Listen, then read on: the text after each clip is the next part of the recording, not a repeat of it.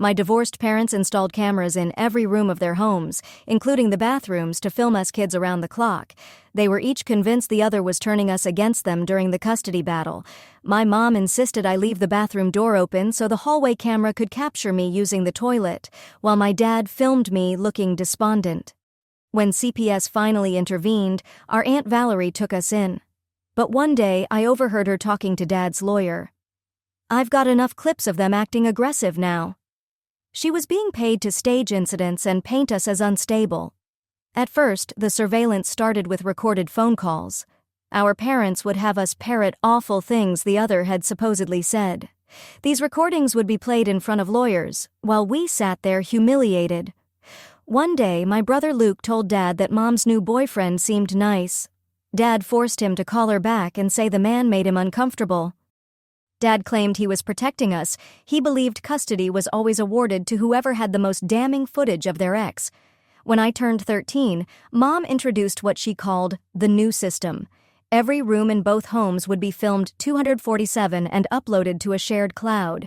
She framed it as transparency and cooperative parenting, ensuring the custody agreement was followed.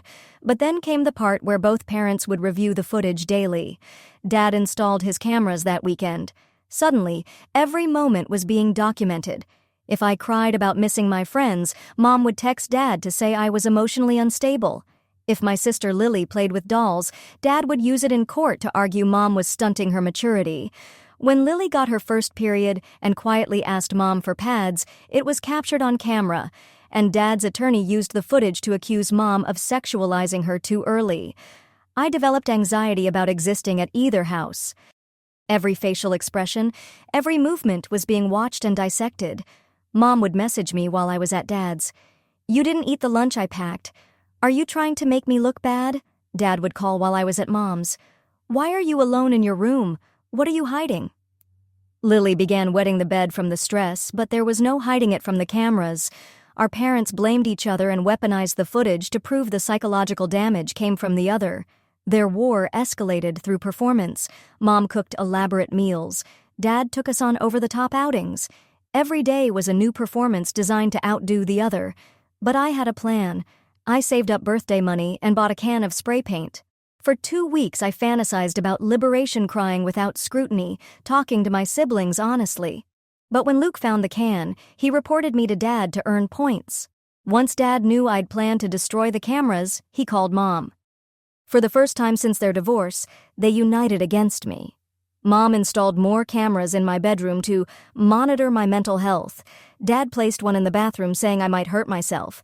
They made me quit extracurriculars since I couldn't be trusted without surveillance. My friends stopped texting. Anything could end up in court. Mom called their parents to warn them I had destructive tendencies and shouldn't be welcomed in their homes. I couldn't even use the bathroom without performing normalcy. If I stayed too long, both parents texted me. Eventually, Mom required I leave the door open so the hallway camera could see me. When a teacher called to ask why I was falling asleep in class, Mom told her I was being evaluated for oppositional defiant disorder. Dad filed for emergency custody, citing footage of me looking depressed at Mom's. No one mentioned I wasn't sleeping because I knew they watched me at night. Everything changed when a CPS evaluator came to the house and asked to use the bathroom. She saw the camera pointing directly at the toilet. She called her supervisor immediately. The next day, Child Services returned and found surveillance in every room-bedroom close-ups, bathroom feeds, all violating state privacy laws. Mom said it was for documentation. Dad blamed Mom, but thousands of hours of footage showed kids imprisoned in a surveillance experiment. Emma cried during her interview about wetting the bed. Luke admitted to self-harming behind the dresser, the only blind spot. I confessed about the spray paint and said I'd prefer foster care over constant surveillance. That afternoon, a judge watched a sample of the footage. Lily sobbing under the covers while our parents exchanged timestamps. Luke mouthing, "Help me," at the camera. Me, sitting motionless, staring into the lens instead of doing homework. Custody was revoked on the spot. We were placed with Aunt Valerie while our parents were ordered into intensive therapy. At first, her house felt safe, but 3 days later I came home early and overheard her on the phone with Dad's lawyer. "Yes, I've got plenty of footage. They trust me completely. When do you want me to start showing them acting violent? My blood turned to ice. I froze in the hallway. She had been filming us too. I backed away, heart pounding. Emma and Luke were upstairs, still unaware. Valerie stepped out of her office, phone in hand. Her expression flickered when she saw me, warmth giving way to calculation. "How much did you hear?" she asked, stepping in front of the stairs. I smiled weakly. "Just got home. Didn't mean to interrupt." She smiled sweetly. "Come help me make hot chocolate. You look cold." I followed her into the kitchen, scanning the counter. The mugs were positioned just right for the corner, where I now noticed a tiny camera lens. "This transition must be so hard on you," she said, stirring cocoa. I caught another glint of glass behind the spice rack. "Luke, Lily, family meeting," she called up the stairs. I tried to signal with my eyes. "Something's wrong. Don't trust her." But they looked confused. Sit," she said brightly. "New house rules." We filed into the living room. I scanned the corners, same brand of cameras our parents had used. "Rule 1, she said, "no closed doors." Emma shifted. "Rule 2, mandatory family activities every evening." Luke clenched his jaw. "Rule 3, I need to know where you are at all times." That night I warned Luke. "She asked if I ever felt violent," he whispered. We found Emma crying in her room. I grabbed a notebook. "She's recording us, working with Dad's lawyer." Emma's face crumpled. Luke wrote, "What do we do?" I wrote, "Stick together, act normal, don't give her anything to use." We flushed the notes and hugged each other tightly. Each day got worse. Aunt Valerie isolated us further. Luke's friends were told he was a bad influence. Emma's daycare teacher said they were documenting concerning play behavior. Even my school counselor got involved. "Your aunt says you're withdrawing, showing signs of anger." Every word we said was recorded somewhere. We met secretly in the school bathroom. "She's worse than they were," I said. "She's making everyone turn on us." At dinner one night, Valerie put Mom on speaker. "They seem emotionally distant," she said. I replied, "Actually, I feel really safe here." Valerie's smile faltered. She needed us troubled. Emma began drawing pictures of houses filled with eyes. Her teacher collected them. "She's clearly processing something." Valerie announced we'd be meeting with a therapist, but I recognized the woman as Dad's lawyer's assistant in disguise. "Let's talk about your feelings," she said. "Ever have violent thoughts?" We gave generic, peaceful answers. She grew frustrated. Valerie's mask slipped. She needed results. One morning, I caught her planting violent doodles on a worksheet in my backpack. Later, my teacher found it and raised concerns, but I played it off as a writing prompt. That day, Luke overheard her faking a scene with a broken lamp. Neighbors heard the toilet flush while she screamed Jake had thrown something. CPS sent a new worker who asked leading questions from Valerie's narrative. We realized she was being coached. We started keeping a journal. Mr. Ritchie, the school janitor, saw us writing and offered to store it in his closet. "Sometimes kids need safe spaces," he said quietly. Then, Dad visited. Valerie gave an Oscar-worthy performance. We tried to signal him, but he was too distracted by the act. When Mom arrived, they fought in the yard. Valerie filmed it all, smiling. Later, she stood in the driveway and dropped her mask entirely. "We know what this is now," her eyes said. Marcus, a friend of Luke's, told us his mom, who worked for CPS, had been digging into Valerie's finances. She was drowning in debt. Suddenly, everything made sense. This wasn't about Dad, it was about money. When Valerie served dinner 2 hours late, Emma melted down from hunger. Valerie filmed every second. Emma and I later pretended to be sick and made ourselves throw up to avoid being labeled problem eaters. That night, Mr. Ritchie gave us a flip phone. "It helped my grandson. Might help you too." He became our silent hero. The plan to expose her came next. We knew our window was closing. Aunt Valerie's desperation was escalating. She had begun skipping meals, limiting bathroom access, manufacturing tension, anything to provoke outbursts on camera. Then Luke discovered her laptop open on her desk. On the screen were emails with Dad's lawyer detailing payment schedules, amounts tied to specific incident types. We snapped photos with the burner phone Mr. Ritchie had given us. I still remembered Dad's number. Using the school library's computer, I emailed him the screenshots anonymously. That evening, Valerie conducted a full room search. She found our phones and declared we had internet dependency. Neighbors nodded at her responsible parenting, but we had already passed the proof along. Emma's daycare teacher called the next morning, worried. Emma had stopped speaking to other children. Valerie told her it was trauma from the divorce, but we knew better. Desperate, we emailed Marcus's mom directly. We explained everything, the cameras, the staged fights, the footage payments. But Valerie must have been monitoring us. She called the library claiming her missing children might be there. The librarian, unsure, confirmed we were using the computers. That night, Dad's lawyer showed up again. Through the vent, we heard him tell Valerie, "The footage needs to escalate. You're running out of time." She promised results. The next morning, Mom arrived drunk and frantic. She'd seen the email. She screamed in the driveway, demanding answers. Valerie called the police. Mom was arrested for disturbing the peace and intoxication. Another adult discredited, another lifeline severed. At school, Mr. Ritchie passed me a note. "Call Marcus's mom. I'll cover for you." In the janitor's closet, I finally made the call. Marcus's mom listened carefully, then told me what we already feared. Systems moved slowly. We needed more evidence. Valerie had to be caught in public, where her act couldn't protect her. 2 days later, Valerie announced we'd be switching schools.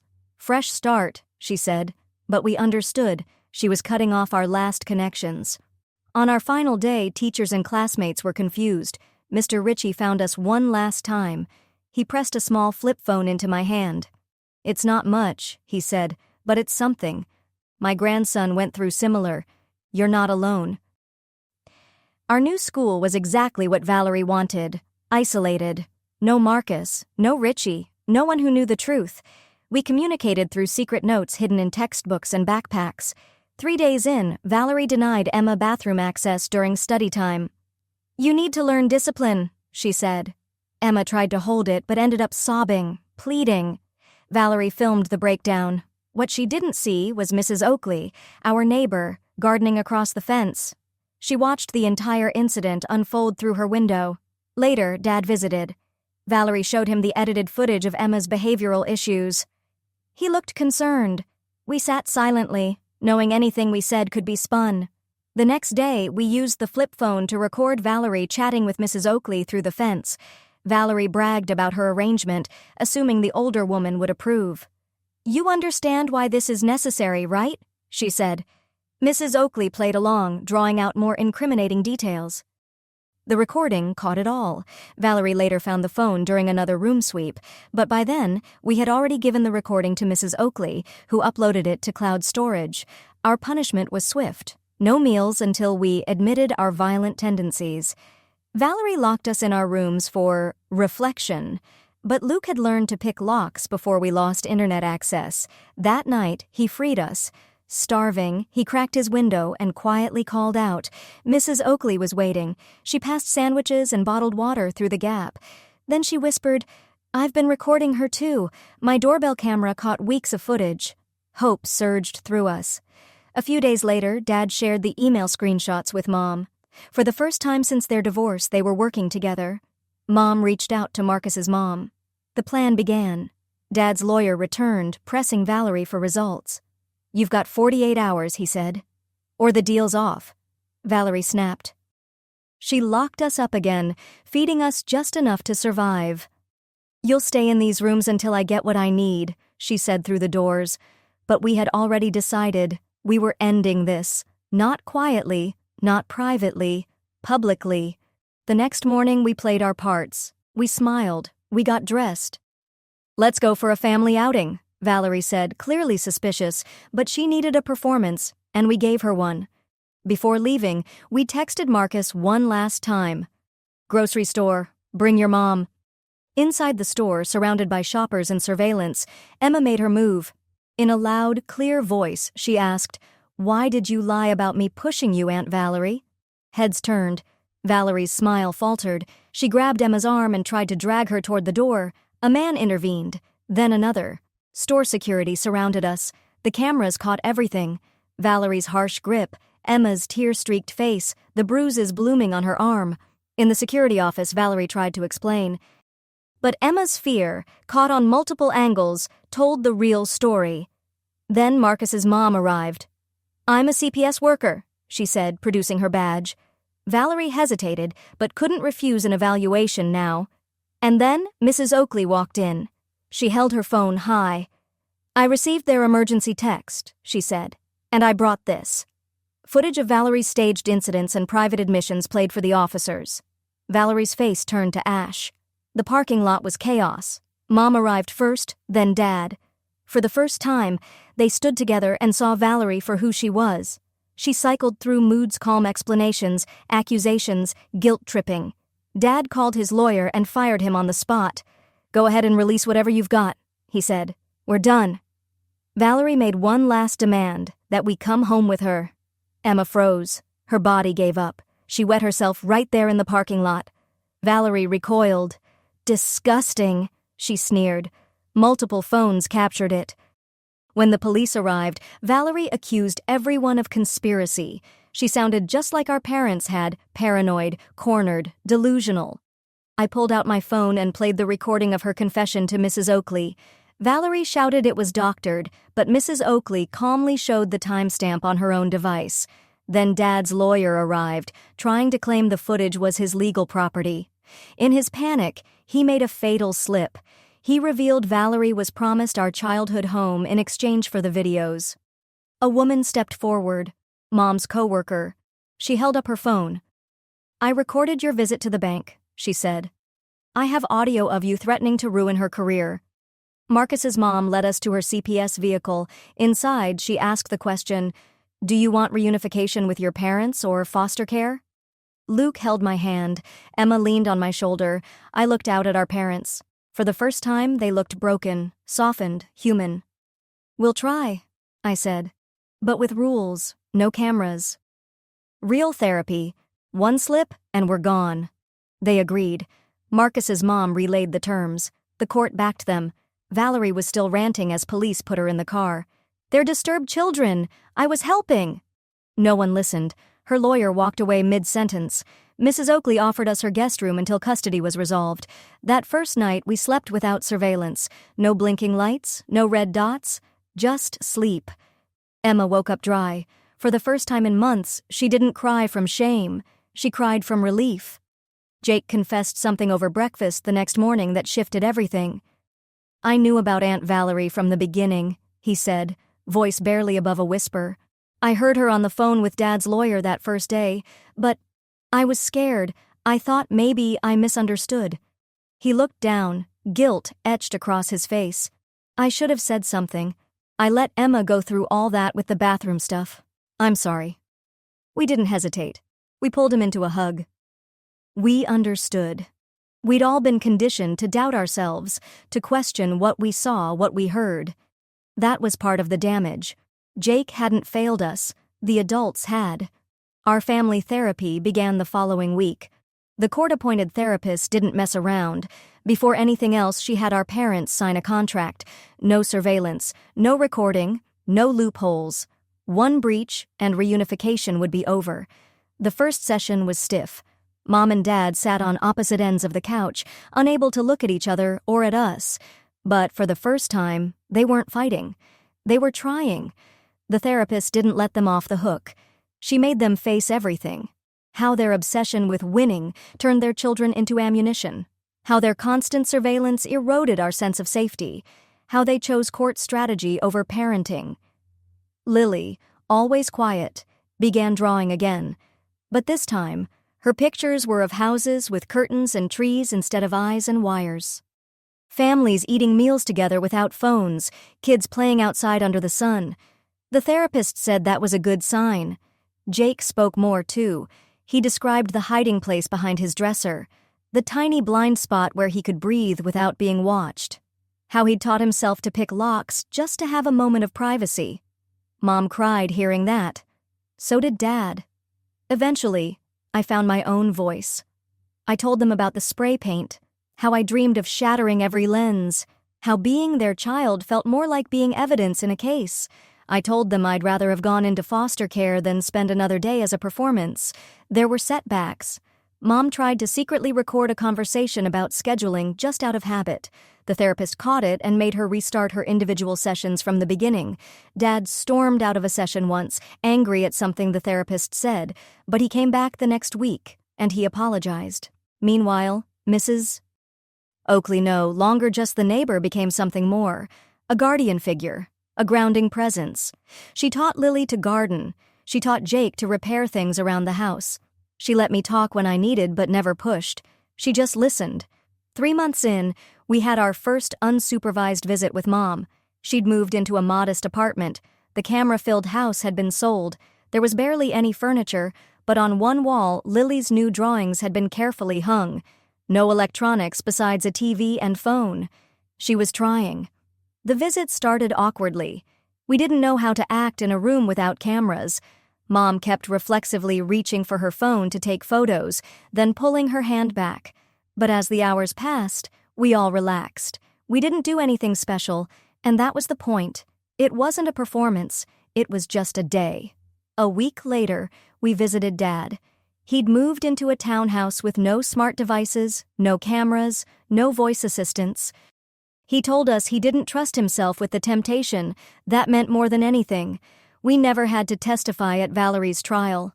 The evidence was overwhelming. The recordings, emails, witness testimonies, and footage from the grocery store. Her lawyer encouraged a plea deal. She received probation, mandatory counseling, and was forbidden from being a guardian ever again. We heard through Dad that she moved out of state to stay with relatives. She sent him a letter blaming him for everything, but he threw it out. Some people never learn. The lawyer wasn't spared either. After Mom's co-workers submitted the bank recording, the state bar launched an investigation. His license was revoked. Dad said he felt relieved, not vindicated. He'd been used too. 6 months after the grocery store, we officially moved back in with Mom. Dad had Wednesdays and every other weekend, but the schedule remained flexible based on our needs, not court optics. It wasn't perfect. Lily still had accidents when overwhelmed. Jake still avoided small rooms. I flinched every time someone started recording on their phone, but we were healing. Mom and Dad stuck to the court-approved communication app No Recordings Allowed. They were both in therapy. They even managed to sit together at Lily's school play without arguing. Mrs. Oakley came over every Sunday. She wasn't just the woman next door anymore. She was family. The kind that chooses you. The kind that protects instead of performs. The house felt different now. There were no red dots, no blinking lenses. We could be sad without consequences, messy without judgment, real. One evening, I looked around our living room.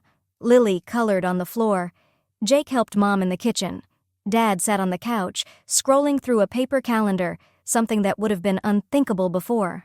Above the mantel, the only photo was one Mrs. Oakley had taken. The 3 of us huddled together on Lily's bed. That night we decided to fight back. We weren't victims anymore. We were survivors. The cameras were gone. But the bond we built in their shadow? That stayed. And that was the only evidence that ever really mattered. There were still tough days. Sometimes Lily would wake from a nightmare, heart pounding, convinced someone was still watching her. Jake kept his dresser exactly where it had been at Aunt Valerie's, angled to create a corner shielded from view, even though no cameras were there anymore. I still jumped when someone said my name too suddenly, still flinched when lights blinked in certain ways. But the difference now was we weren't alone in it. Our parents were showing up. Not perfectly, but consistently. They learned to sit with discomfort instead of filming it. They asked questions instead of jumping to accusations. They were still in therapy, still undoing years of damage, but they were present. Our therapist helped us name what we'd been through. Coercive control, she said. Chronic surveillance, psychological abuse masked as concern. She said the words so calmly, so clearly, it felt like someone finally seeing us for the first time. And in naming it, we started reclaiming pieces of ourselves. Lily's art evolved again. Her stick figures grew smiles. Her homes had trees and playgrounds. She stopped drawing cameras. Jake started tutoring another kid in math. He was patient, quiet, kind, especially when the kid struggled. "I just want him to feel safe messing up," he said once. "That's all I ever wanted." And me? I started writing everything down. Not for court, not for evidence, but for myself. I wrote about the night we flushed our secret notes, about the feel of the spray paint can in my hand, about the weight of performing every second of every day, and the freedom of that first night without blinking red lights. I wrote about the heroes who didn't wear capes, Mr. Richie with his mop bucket and spare flip phone, Mrs. Oakley with her gardening gloves and unwavering gaze, Marcus, who passed a note at just the right time, even my friends who couldn't reach me for a while but waited when I came back. I wrote because I needed to remember, because I wanted my siblings to remember not the pain, but the strength it took to survive it. The resistance we built with crayons and secret glances, with whispered promises and flushed scraps of truth. The therapist encouraged it. "Stories are how we heal," she said. "They let us hold what happened without letting it define us." And slowly our story changed, not the facts, but the power they held over us. We were no longer characters in someone else's case file. We were the authors now. Emma Lily stopped, asking if she was going to be moved again. Jake started leaving his door cracked open at night, not for fear, but because he no longer needed to be hiding. I started sleeping through the night. One afternoon, Mom came home with a small box. "I saw this and thought of you," she said, handing it to me like it might explode. I opened it, a disposable film camera. "No Wi-Fi," she added, half laughing, half crying. "No cloud storage, just snapshots. You choose what gets remembered." For the first time in years, I smiled without forcing it. That weekend, we took our first family photo. Not posed, not planned, just the three of us kids in the backyard, laughing as Jake tried to chase a butterfly off his shoulder. The picture came out a little blurry, but it was real. No one watched us take it. No one uploaded it to a court server. No one used it to score points. It belonged to us. It always would. Months passed. Seasons shifted, and so did we. Lily stopped needing nightlights, not because she wasn't scared anymore, but because she trusted that if she woke up afraid, someone would be there to hold her hand, not film her reaction. Jake started volunteering in the school library. He liked the quiet, the rows of books, the way no one looked at him like they were waiting for proof of something wrong. "Books don't judge," he said once. "They just wait for you to come back." And I stopped checking the corners of every room. It didn't happen all at once, but one morning, while brushing my teeth, I realized I hadn't scanned the bathroom for a camera in weeks. I just existed. No audience, no performance, just me. Mom and Dad kept showing up for therapy. There were stumbles, of course. Dad once snapped at a counselor and left halfway through a session. Mom panicked when she couldn't reach us after school and drove across town in a frenzy. But they were trying. And when they messed up, they admitted it. That was new. They didn't blame each other anymore. They didn't use us as shields. They saw us. And we were learning to trust that. The house became a place where emotions were allowed, not dissected. If Lily cried, someone asked why. If Jake got quiet, someone noticed. If I got angry, no one flinched. We were finally learning how to be a family not defined by fear.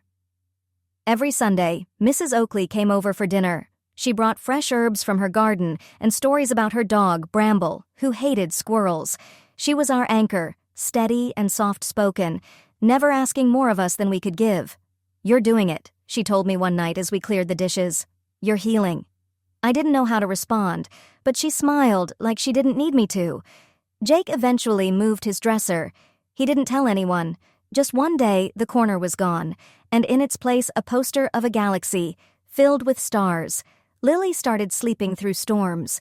She once woke up during thunder and padded into the hallway, only to pause, listen, and go back to bed without a word.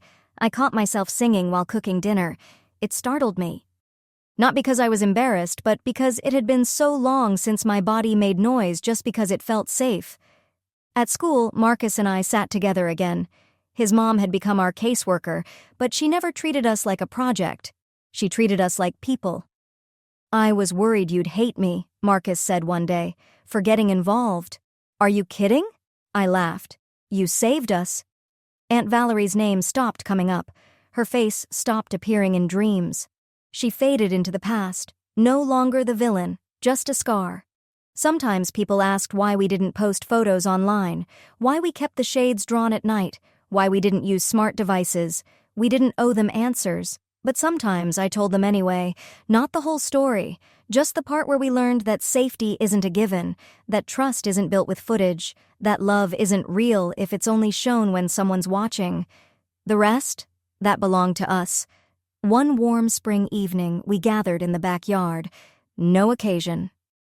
Just sky and air and freedom. Jake had built a small fire pit from old bricks.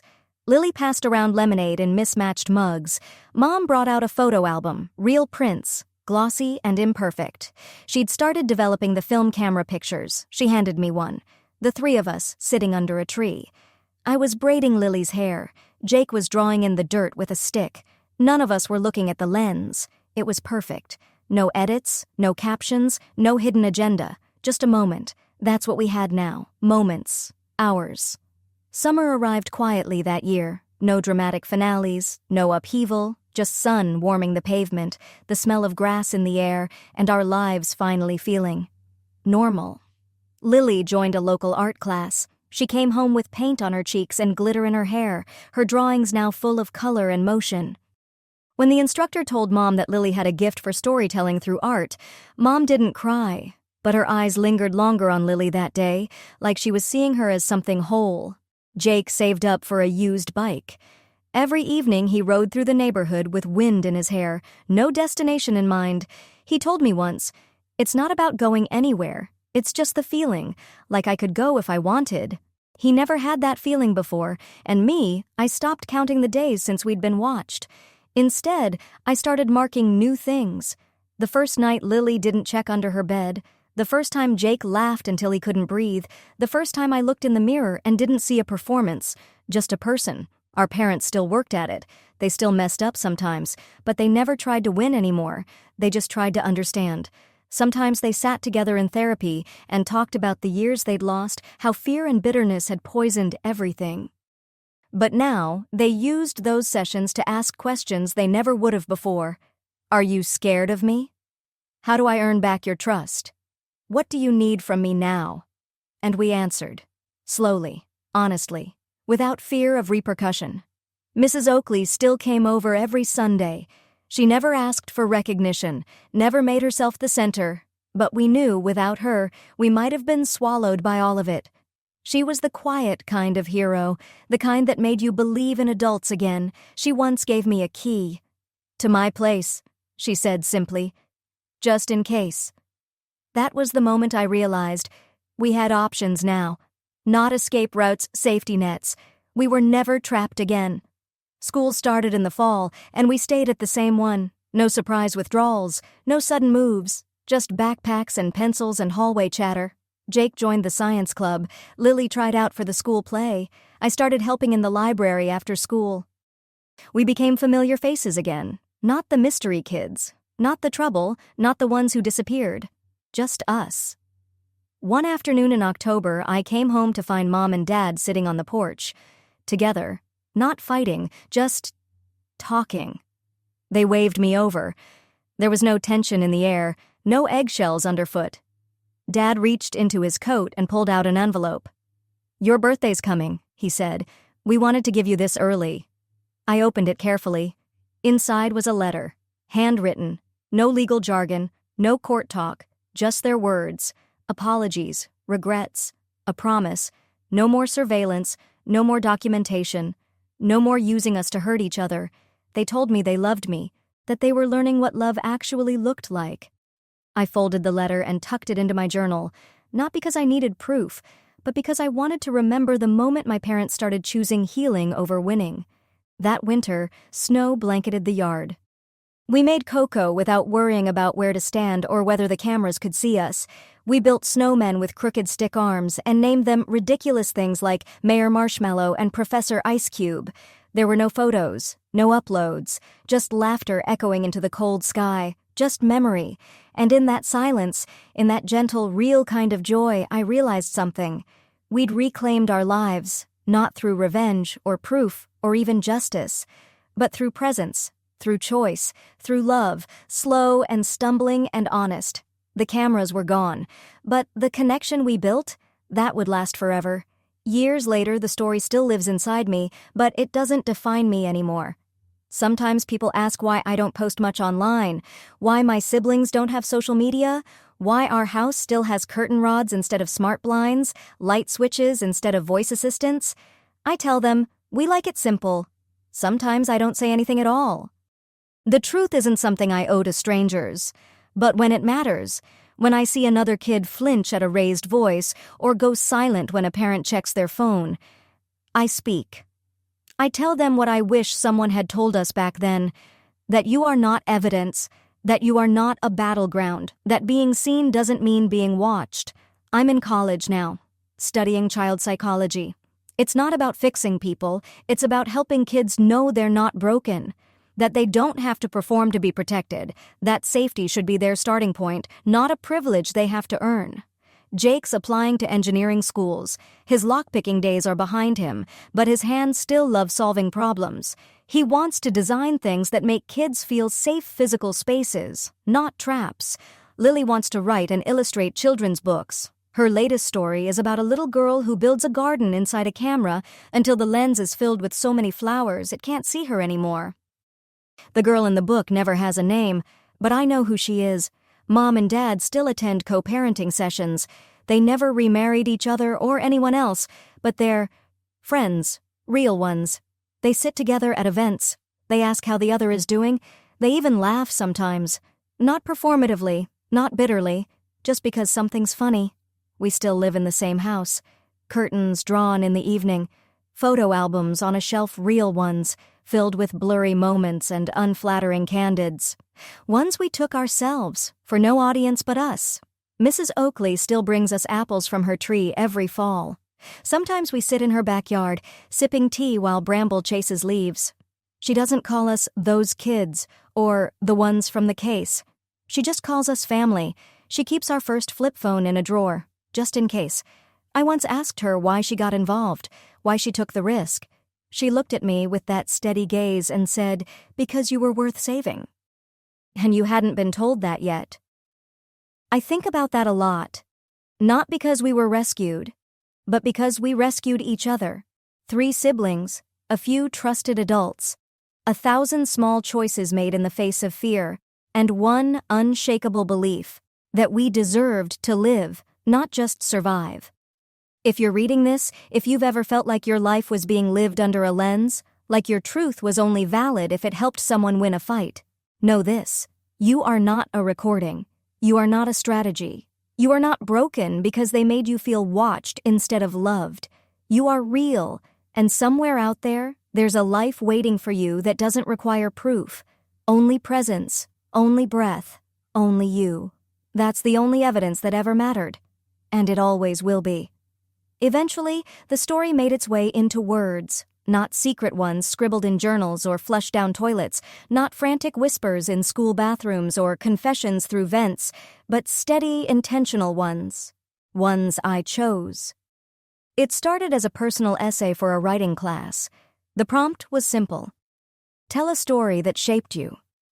I stared at the page for a long time, wondering how to shrink years of surveillance, betrayal, and resistance into 3 pages double-spaced. But the words came. Not all at once, and not cleanly, but honestly. My professor pulled me aside after class. "You should publish this," she said. "Someone needs to read it." At first I laughed. Who would believe it? But then I remembered the way people had believed Valerie, the way cameras had silenced us while pretending to protect, the way the system didn't move until we bled publicly in a grocery store. And I realized belief comes from voice, from presence, from naming what was never meant to be named. So I wrote more. I wrote about the hallway cameras, about Lily's drawings, about Jake's blind spot behind the dresser, and Mrs. Oakley's voice saying, "You're safe here." I wrote about how trauma feels different when it comes dressed as documentation, how hard it is to prove your sanity when someone else is controlling the footage, how being watched too long makes you forget what it means to be seen. And eventually, the story got picked up by a small publication. The editors handled it gently. They changed names. They protected the children we used to be. But they let the truth breathe. A few weeks after it went live, I received an email from a social worker in another state. She wrote, I've shared this with my entire team. We've been trained to look for bruises and hunger, but not always for the things behind the cameras. This opened our eyes.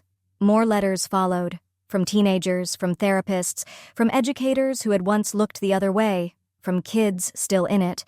One message simply said, "You made me feel like I wasn't crazy. Thank you."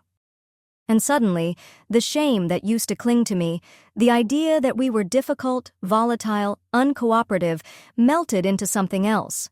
We weren't broken. We were evidence of a truth too uncomfortable to admit, that sometimes those who claim to protect are the ones who harm most quietly. But we had survived. And now, we were helping others survive too. Years from now, when I look back at our old house, the one without blinking lights or mirrored lenses, I won't remember just the pain. I'll remember the resilience, the pact we made in a bathroom, the sandwiches passed through a broken window, the flip phone hidden in a janitor's closet, the little girl who wet herself in a parking lot and still had the courage to speak, the neighbor who planted cameras of her own, not to trap, but to free, the brother who taught himself how to pick locks, the drawings that changed shape, the voices that grew steady, the love that stopped being a performance. I'll remember that even when the system failed us, we didn't fail each other. And that, above everything else, will always be enough. 10 years later, the memories still flicker, but they no longer control the frame. We've all grown into our own lives, but that story, the one we survived together, threads through us like a quiet current, not dragging us back, but reminding us how far we've come. Jake is 25 now. He works for a nonprofit that designs shelters for kids transitioning out of foster care. He insists on including private nooks in every layout, little corners without cameras, without scrutiny, places where a child can just exist. They called them supervision zones when we were kids, he told me once, but really we just needed to breathe. He's getting married next spring. His fiancée, Nadia, is kind and sharp-eyed. She knows our story, not because Jake made it his whole identity, but because he trusted her with it. That's a kind of healing, too. Lily is 22 and thriving. Her second children's book just hit shelves, The Garden Beyond the Lens.